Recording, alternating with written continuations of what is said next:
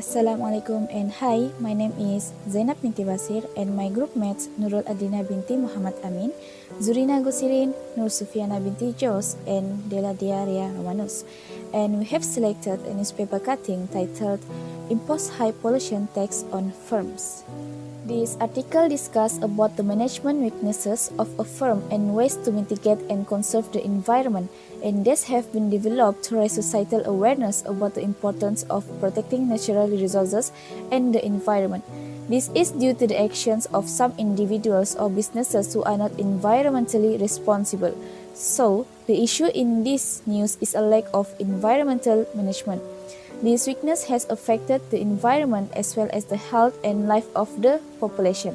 As already stated, Sungai Kim Kim in Johor, for example, was declared unsafe because it was contaminated with chemical waste disposed by factories that only consider private costs and do not consider the impact of external costs on society. The social costs include medical costs, cost of not being able to go to work or school, as well as the cost of restore the ecosystem. But they are unconcerned about this problem. Next, in the case of Pasir Gudang is also linked to the Sungai Kim Kim case, which involves air pollution caused by the disposal of toxic waste buried in the ground. The area's groundwater drainage is likely to be saturated with volatile toxic waste before percolating through the soil to the surface and forming toxic gases. Among the actions that can be taken to address the issue are holding a 3R awareness campaign, which is reduce, reuse, and recycle, to emphasize the importance of environmental stewardship. For the management of sustainable practices in various industries, the government introduced the Hazard Analysis and Critical Control Point, which is HACCP, and Food Hygiene Certification, which is MUSTI, and Malaysian Good Agricultural Practices, which is MyGAP. Next, minimize the impact of negative externality is by internalizing the externalities by doing imposed taxes on polluters to reduce or eliminate negative environmental externalities. Why do we have to do that? This is because taxes can provide firms with incentives and flexibility to reduce pollution. Companies should be taxed based on the amount of pollution they produce. Companies that want to avoid being taxed will reduce emissions as long as the marginal cost is less than the taxes. As a result, the pollution tax should be set high enough to encourage businesses to reduce pollution. That's all from me, and I will pass it to the next presenter. Thank you. I'm Nur Sufiana, and I will present about the first theory that can be applied to relate in the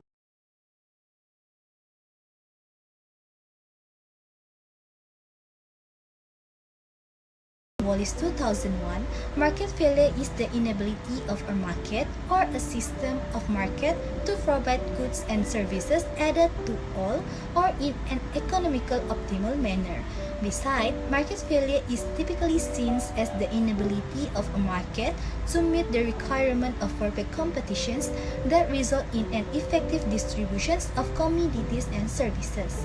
Usually, market failure happens when there are monopolistic power being used in the market, and also effect of the market transactions on the third party, other buyer and sellers, might be the reason of the existence of market failure, where efficiency will suffer when the market transactions have an adverse or favorable impact on those that were not involved in the decisions.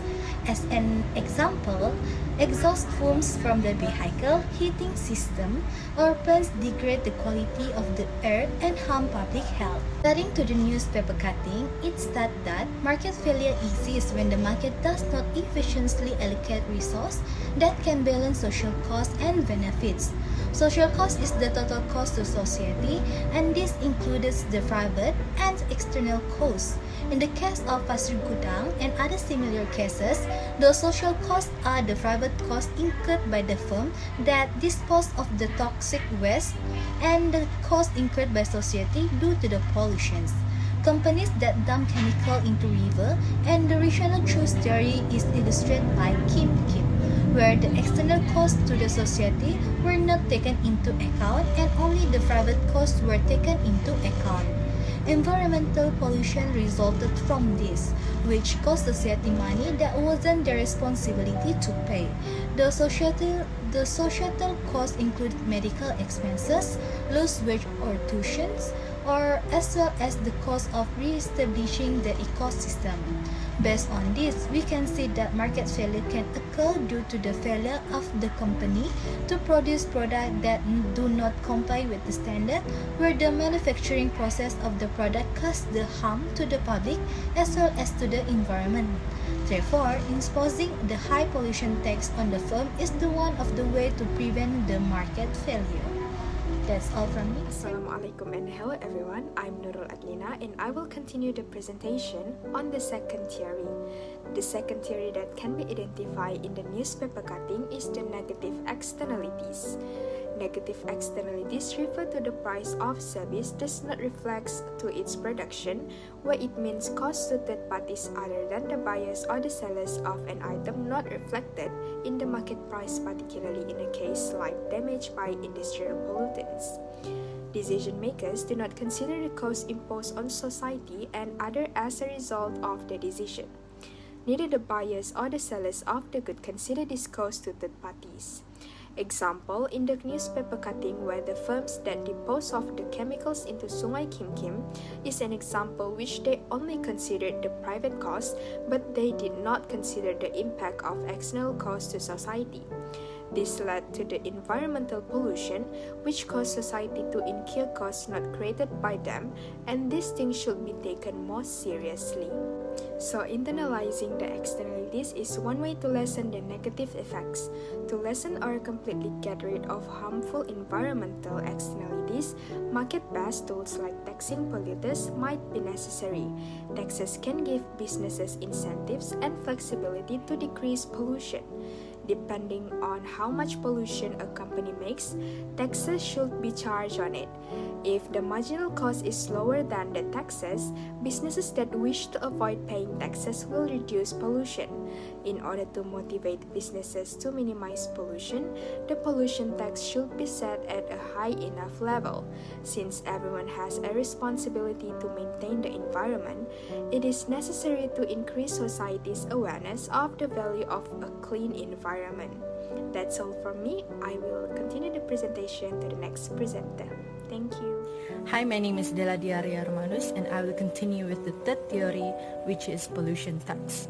Pollution tax is a tax imposed to those who pollute or damage the environment, which is known as making the polluter pay. The main aim of this tax is to reduce environmental harm. According to Dr. Nurul Nadia Ramli in the newspaper cutting, to reduce or eliminate negative environmental externalities, imposing taxes on polluters might need to be considered. Taxes can create incentives as well as flexibility for firms to reduce pollution. Therefore, in this case, taxes should be imposed on companies and factories based on the quantity of pollution emitted by them. The chemical waste disposed in Sungai Kim Kim, Johor, and the gas pollution in Pasir Gudang, Johor. Based on the newspaper cutting, the pollution tax should be set high enough to encourage firms to reduce pollution. A pollution tax is one of the most effective ways to discourage carbon dioxide emissions and also energy use. It has been successfully used to address a wide range of issues including waste disposal, water pollution, and also air emissions. To conclude, economists classify pollution as an example of market failure due to negative externality, and this leads to environmental pollution, which cause society to incur costs that not created by them. Therefore, taxes are critical in all aspects of life to ensure that nothing similar occurs in the future. Furthermore, tax can benefit in the settlement of environmental issues, so the pollution tax should be set high enough to encourage firms to reduce pollution. However, the taxation imposed should be relooked and revised annually to ensure the cost is suitable to be implemented. That's all from our group. Thank you.